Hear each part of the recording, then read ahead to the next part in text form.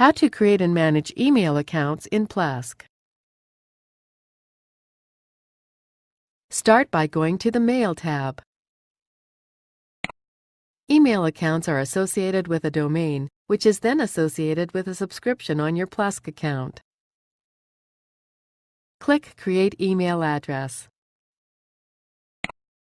Type the first part of the email address. If you have several domain names on your account, select the domain name under which the email address will be created. The domain names in this list are associated with the active subscription shown here. If you don't see the domain you want, try choosing a different subscription. Specify the mailbox size if you want it to be different than the default size as defined by the service provider.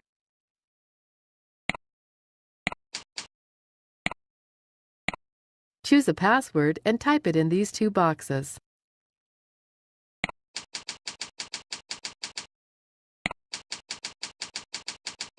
Click OK. Once you have created an email address, you can edit it by clicking on it. This page shows the same settings we saw when first creating the account.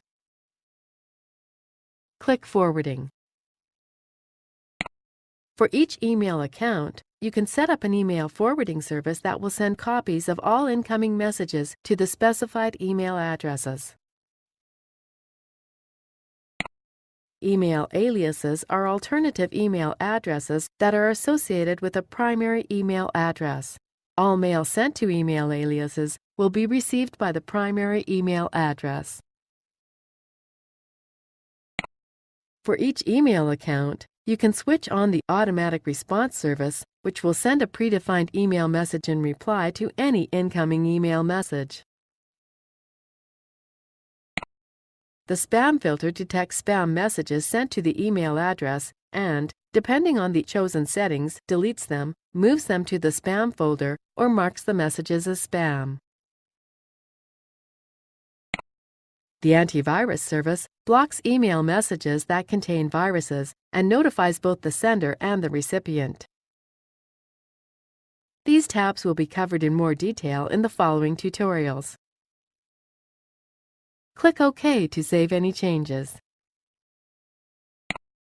To configure the mail service settings that apply to all domains created under a subscription, click Change Settings. You can switch the mail service on or off. If the mail service is switched off, email messages cannot be sent or received. When somebody sends a message to an email address that does not exist under your domain, the mail server, by default, accepts mail and processes it, and when it finds out there is no recipient under the domain, it returns the mail back to the sender with an error message. You can choose to bounce the message back to the sender with a message you specify, forward the email to another address, or reject the message without notifying the sender.